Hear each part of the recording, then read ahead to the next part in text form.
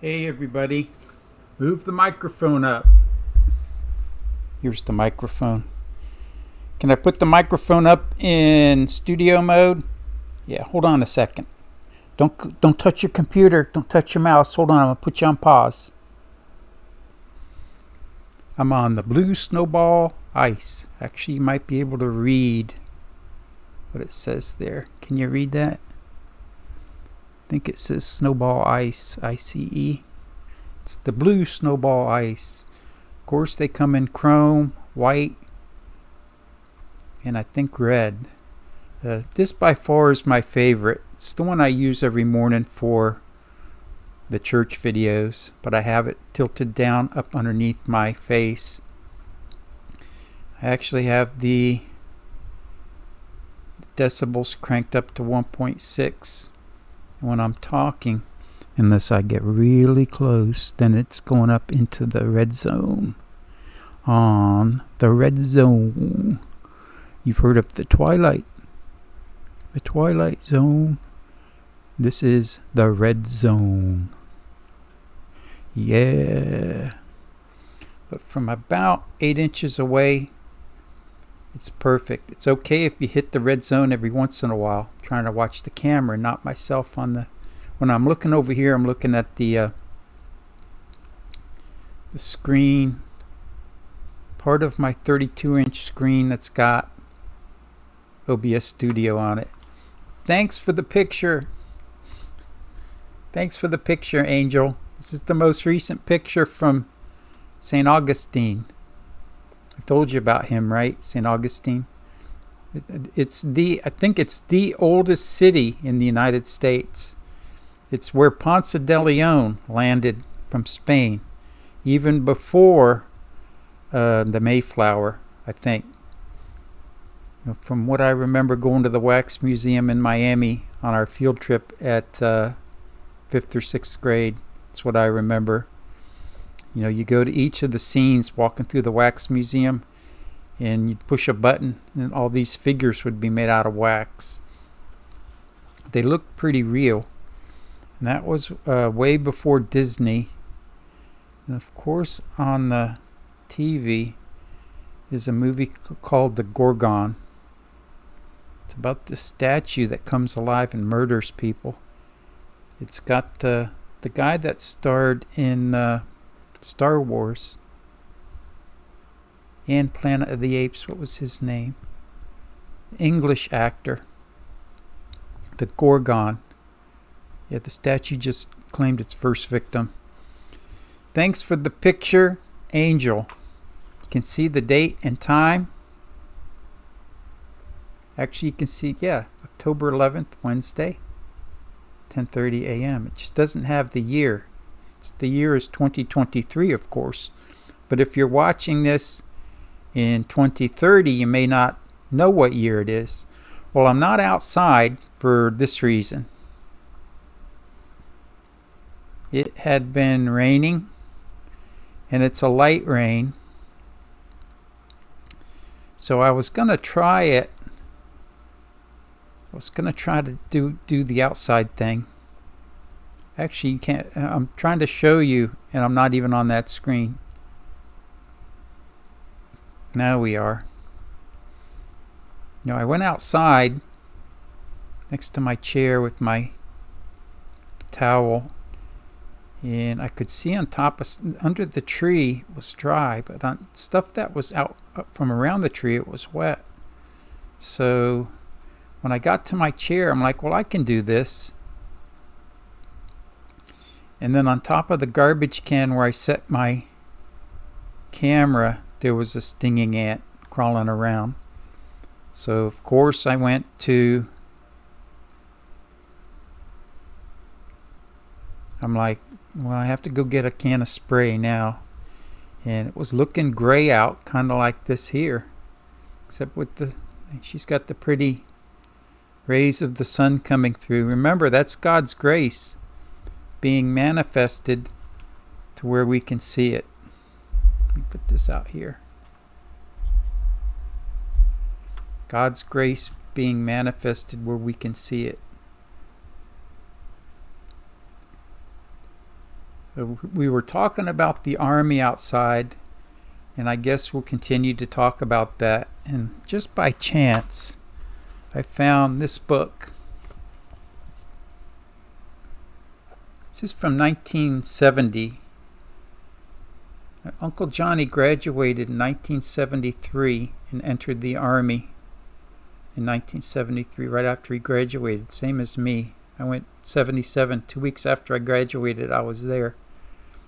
So this is from 1973, and somehow this thing has survived 73, 83, 93, 03, 13, 23, 50 years. This book is 50 years old, this booklet, and it's a soft cover. It's really thin. See it? Here's the back. So to talk about the Army, I should go through this book. This was probably an inspiration for the modern Army. You know, I've always been big in the technical stuff. I told you that one day I found a toaster in a garbage pile and I brought it home. Got a screwdriver, a pair of pliers, and a little toolkit I got as a kid, or as like 8 or 10-year-old. Instead of the plastic little tools, I actually got a little toolkit. My dad gave me a pair of pliers and a screwdriver. Actually, the screwdriver I got is one that my dad put through 2 of his fingers once. We were working on an air conditioner at Camilla's house, which was the homeless shelter in Miami. And it was back then they didn't have HVAC, which was the big air conditioning systems for the building. And in the kitchen they had this window unit. And my dad was an expert at working on window or wall units, because that's what we had in Miami growing up. They just didn't have central air conditioning back then for the average house, maybe in mansions or something. I remember going to Burdine's, the 163rd Street Mall, and those had indoor air conditioning, which I remember looking up, and there were those big circular vents that must have been like 20 feet wide at its widest, and then it was these progressively smaller circles toward the middle, and that's where the cold air came from in Burdine's.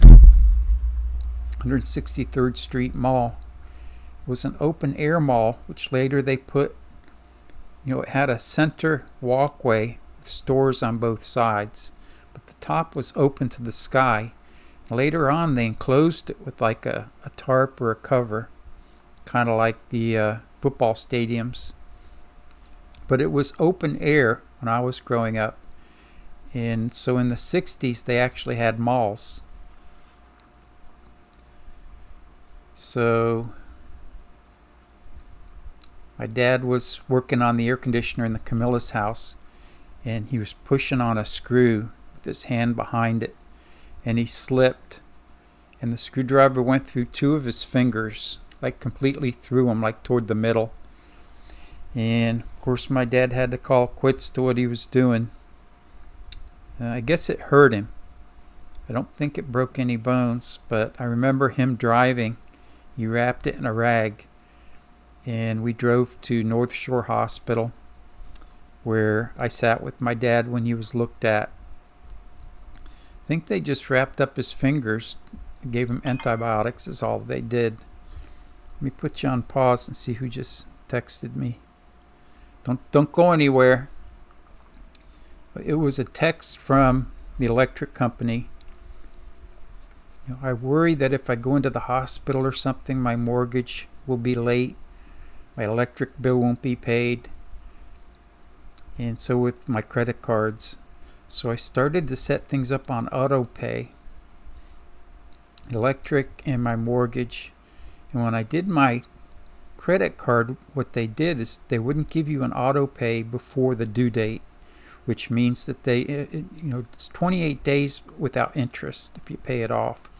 And they would do it on the 28th day so that they could charge you interest or make the issue cloudy so they could make some sort of money off of you. The Gorgon, I think that's what it's called. This weird statue. Looks like a tree shaped like a man. But anyway, he punctured his fingers. I still have that screwdriver. It was one that's got a blue handle in it. You can pull it out. It's got a Phillips on one side and a flat blade on the other. Let me see what time we're going here. 10 minutes. All right, let's get into the Army stuff. I already showed you the book. So, boom. There is the book. That's the front of the book. So while I'm talking, you'll see this, right?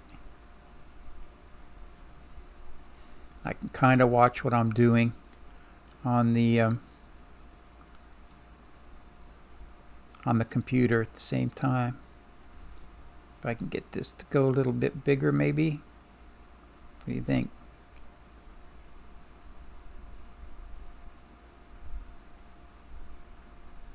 Since I got more real estate here. Okay. So I'm going to read this while you look at the picture. And all I'll do is go through this real quick, and then I'll get back to infantry school. Right? That's what we were talking about. Darn it.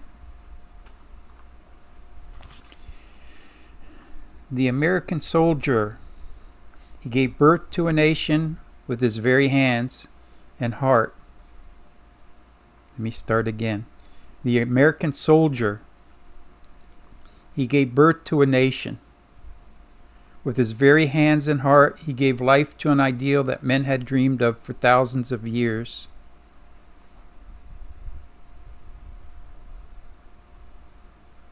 His bravery and dedication made democracy a reality. As citizen and soldier, he answered his country's call to serve, to fight. For almost 200 years, now we can say for over 200 years, he has borne the burden of battle. He has defeated the enemies who would deprive us of our freedom, threaten our security. He draws his strength from the tradition which he himself has created. As citizen and soldier, as both the defender and the defended. If America is to endure, men must come forth to carry on this tradition. Men who will not turn a deaf ear to the call from within. Rugged men, Army men. You can share in the spirit of this tradition, but it'll take more than wearing a uniform or learning to shoot. It'll take commitment. The willingness to serve. It is this commitment that will help you realize your true strength, the strength that lies deep within you, the strength you thought you never had. Of course, when people are shooting at you, right? You develop all sorts of things you never had.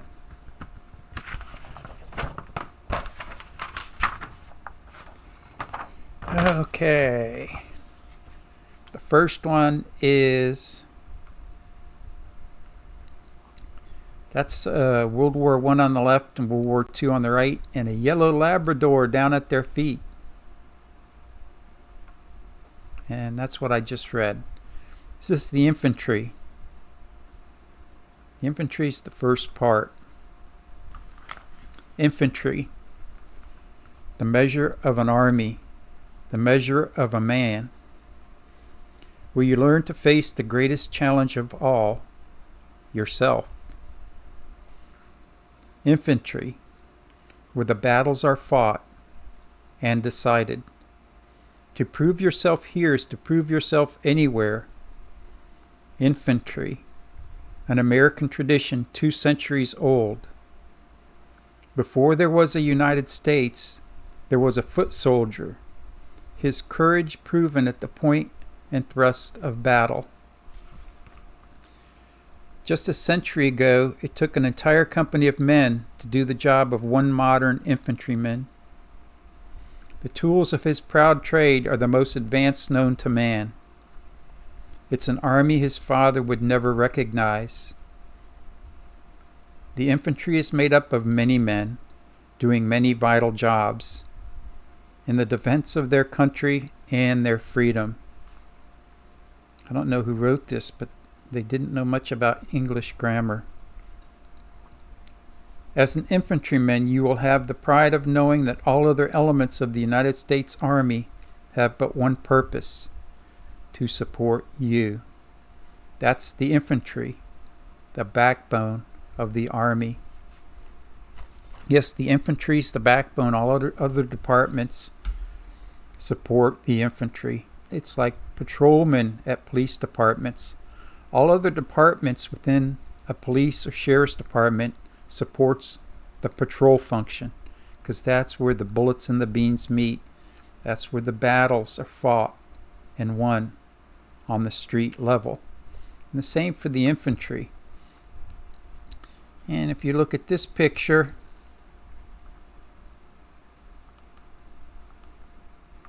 guys at top, the guy over here in the corner with the bush hat on, that would have been me. That would be an SF guy or a ranger leading an infantry squad on a ranger or special forces type mission. This guy's got an M60 machine gun. I don't know about putting him out in front. He'd probably be set up on the bank. And you know, crossing rivers like this, normally you wouldn't do it during the day, and you definitely wouldn't do it this close together. So this is just a bunch of people out on a daily walk. But yeah, you wouldn't cross in mass like this, because you could get all shot up. You would have maybe one or two in the water at the same time, and nobody out in the middle. So this is not entirely an accurate depiction of infantrymen crossing a river. Alright, where did my marker go? And that looks like an M60. 50 caliber machine gun. That's what that is. It's not an M60. And then that's armored personnel carrier. So this is mechanized infantry. That's why they all look so clean. And there's some jumping out of a helicopter. And we'll go through this real quick. The law, light anti-tank weapon. After you shoot it, you break off the sight because it's classified, and you throw the tube away. But the VC and other indigenous peoples can use these tubes to make mortars or make booby traps. So the old adage of just throwing them away, unless you're in a hot firefight, you would try to take them with you or crush them or something. That's the M18, I think it is, Claymore mine, anti-personnel mine. This is the M203. This was my assigned weapon, Special Forces, as the weapons sergeant. It's got a 40 millimeter grenade launcher attached to it. M60 machine gun, the one Rambo holds on his arm and shoots from his hip. I would call it a medium weight machine gun. 50 calibers, heavy machine gun.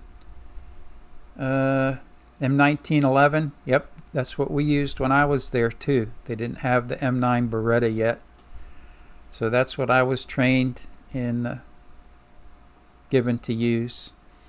M16A1 Vietnam version with the aluminum handguards, smoke grenades. This is the Red Eye missile. It's first generation anti-aircraft, shoulder fired. Now they're called man pads. Or actually, this version is called a Stinger now. Hasn't changed much, but it was officially called the Red Eye because when you took the top cap off, the infrared seeker on the front was red, and it looked like an eyeball. And when it was charged with nitrogen, you would hear it whining, and all of a sudden the eye would come alive and wiggle like this. and start looking for heat sources, because it can sense the heat of an exhaust of a helicopter or jet engine from like a mile or more away. But it has to be super cooled with nitrogen. I think this is the M19 grenade launcher. Trying to remember.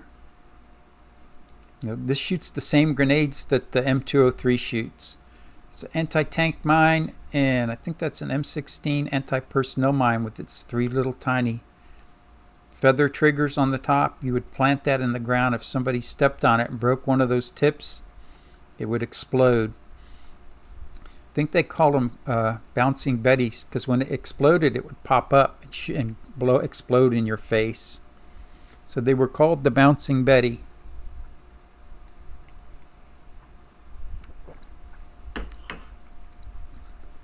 Instead of blowing your leg off, it would pop up and shoot shrapnel into your face and chest.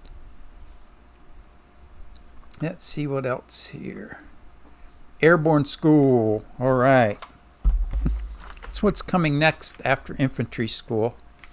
I think I covered pretty much everything in infantry. We're at 21 minutes. I'll try to breeze through this. Airborne school. This is what it's called. Airborne. Actually, it went to armor. In the book, it goes to armor, which is tanks, which had nothing to do really with me, and then artillery. There's a little spiel on artillery, and the next one is air defense artillery, which I don't think that's still called that now.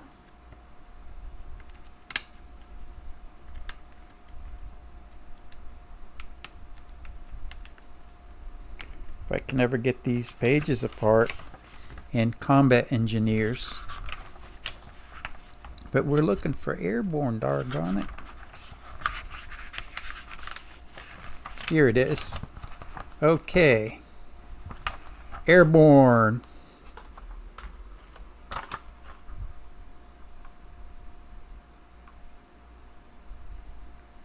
think we froze up. This is what I'm going to read. Airborne. An army in itself, with a history that cannot be matched. For action, see, this is the way these are written. For action, period, dedication, period, and courage in the nation's service, period. Airborne, period. Muscles and minds pushed to the limit. Men who are driven with a sense of duty strong enough to overcome any obstacle. Airborne. 21 days of hell. Only the toughest training can steel a man to jump from the clouds and land safety and only the toughest training can steel a man to jump from the clouds and land on his feet, with a parachute, of course. Ready for action. Ground weak. Tower weak. The height increases from 34 feet to 250. Your muscles harden. Safety measures become reflexes. You will learn to rely on your training and equipment to bring you safely back to Earth. Before you know it, you're airborne. And from the moment you make your first jump and your chute blossoms with a reassuring tug, you will be one with the men who have earned the name paratrooper. Airborne, the men with the silver wings. Da, da, da, da. Put silver wings on my son's chest. Make him one of America's best. So that's a C-130. The usual height is 1,200 feet. That's where they jump from. Let's see. The ones we used were MC3s, which were oval chutes with holes. See, these have some holes in the back. That's for steering. There you go. Where's their backpacks? Rangers. Now, I wasn't a ranger. I didn't go through ranger school. Uncle Johnny did. He actually enlisted in Rangers. And Because he didn't have any previous experience, he had to be recycled through Ranger School. Because it's tough. It's tough if if you don't have military training in Ranger School and Special Forces. You're fortunate if you can go through it straight out of high school. So Johnny had to go a second time, and the second time was the charm. He was actually assigned, from what I understand, to a Ranger battalion after he flunked out. And they're really, really rigorous in their training in their unit. And John said that going to Ranger School was like a vacation for him after he'd been in the Ranger battalion for a while. So they say the training is physically tough. And I'll read this about the Rangers, because in the Special Forces ones after this it mentions Rangers. That's an airborne guy in the top corner. Rangers wear what's called a Ranger cap, which is what they've got on. No insignia, M60 machine gun, hand-to-hand, and movement. Those two tabs on the guy in the far right corner, usually Rangers aren't allowed to have mustaches. I don't know what that guy's got a mustache for.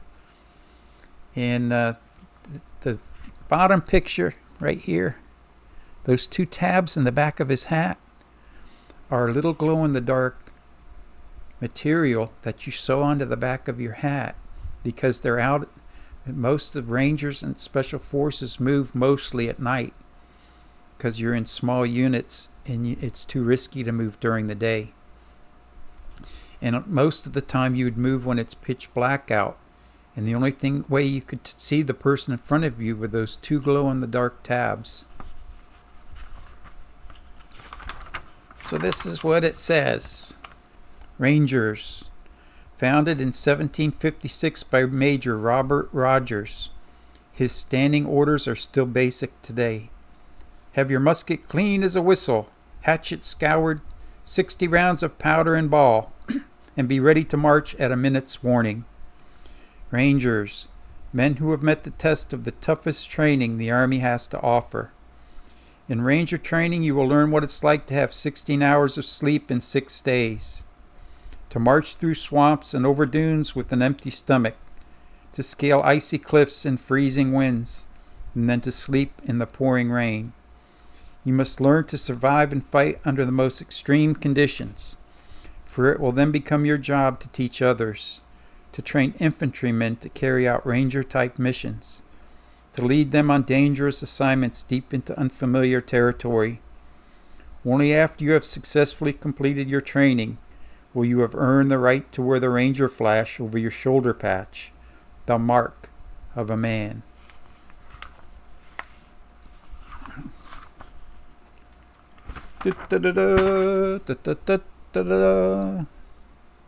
Tough. 16 hours of sleep in 6 days. Gosh, why did they get so much of it? And we're moving into the Special Forces part of the magazine. Let's see.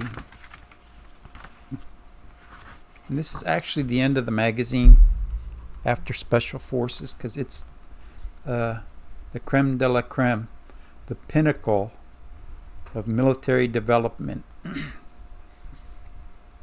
And actually, the two guys there were Vietnam veterans that looked familiar to me. I believe they were in the CMA, the Center for Military Assistance, which is the unit that provides the training. But the flash that they have is the same flash I had. And Uncle Johnny, when he went into Special Forces, he had a solid black one in the 5th group, and then they went back to the Vietnam era patch, which is the one these guys have. So the berets that I have that same patch or flash on it. It's called a flash that those two guys have. Yeah, the guy down here has a white one on. Those are the people that are in the training. The John F. Kennedy Center for Military Assistance. They're the instructors. Now this is what it says. Special Forces, the most honored and respected fighting men in the world. Special Forces, men of many skills, a unique combination of ranger and paratrooper, fighter and teacher. Special Forces, men of the best physical and mental caliber, ready to serve anywhere, anytime, through snow, jungle growth, over mountains, or drop from the sky. Special Forces demands a tremendous amount of inventiveness and self-reliance. As its name implies, it deals with special combat situations. You won't find them in a textbook. Each man of the Special Forces is a specialist in communications, operations and intelligence, demolitions, weapons, or medicine. Plus, each man is cross-trained in another area to take over in the case of emergency. If you don't think you can handle the job, don't even attempt it. Only the best can wear the proud emblem of the Special Forces, the Green Beret.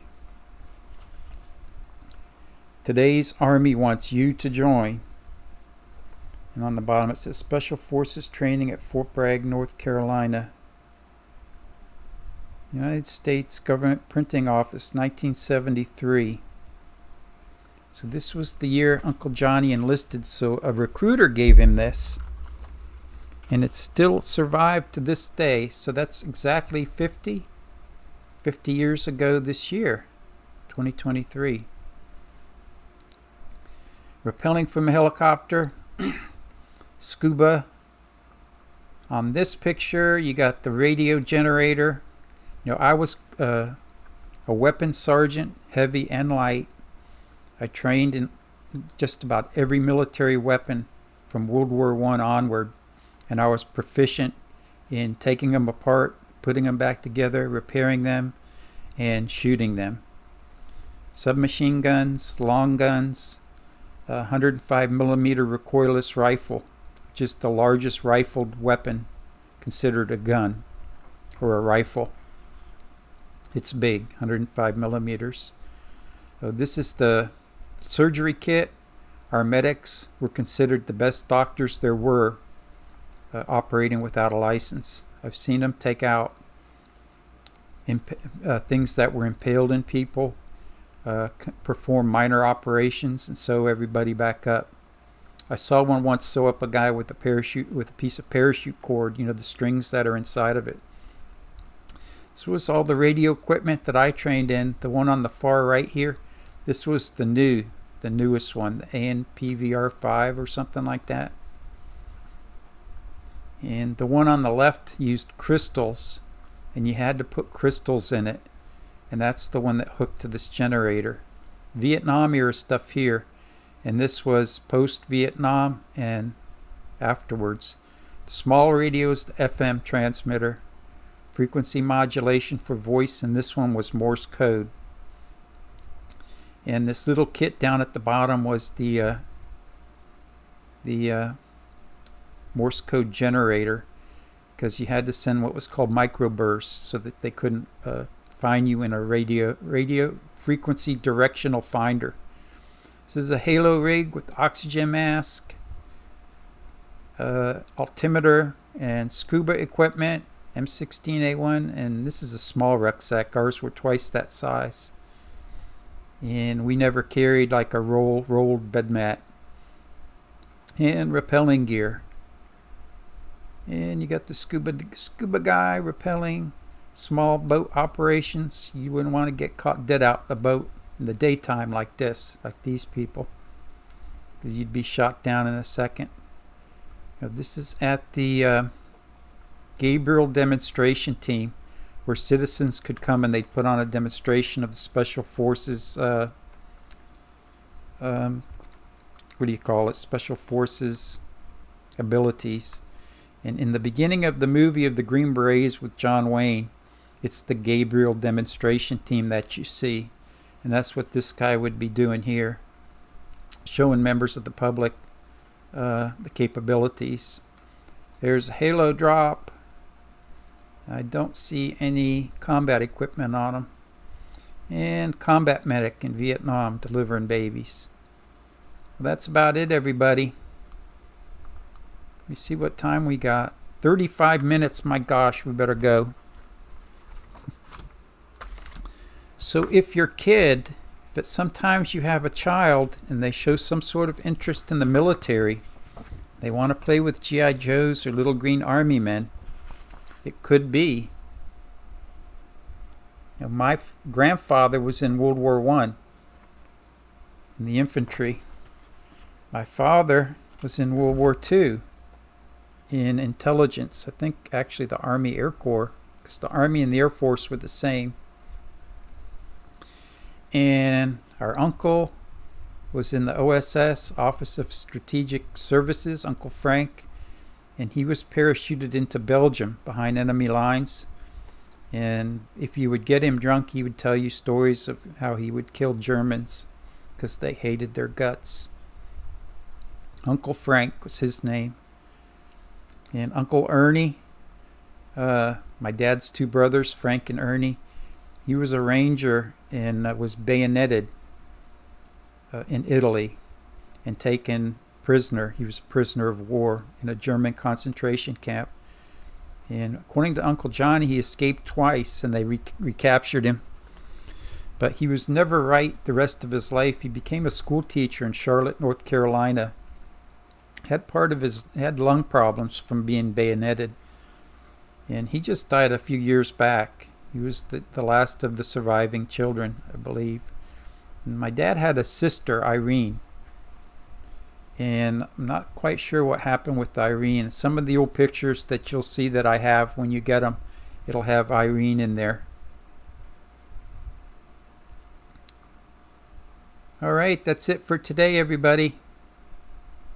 Thank you for spending this time with me. I'm sorry it's gone so long, 37 minutes. And tomorrow, if I get outside again, I'll talk more about Special Forces. Or I'll start at the end of infantry school and move into Special Forces. Or I'm sorry, move into Airborne School, which is the 3 weeks of hell. And from there, Special Forces. Okay. May God watch over you and guard you. May His countenance shine down upon you, and may He bring you peace. And may Almighty God bless you, Father, Son, Holy Spirit. Amen. Thanks, everybody. Please never forget, in time and eternity, I love you. God loves you. Together, forever, and always will. Please take care of yourselves. Watch over your animal children and your real children when they finally come into this world. See you tomorrow, maybe outside, right? Let me get ready. Bye. Thanks for the picture, Angel. Bye.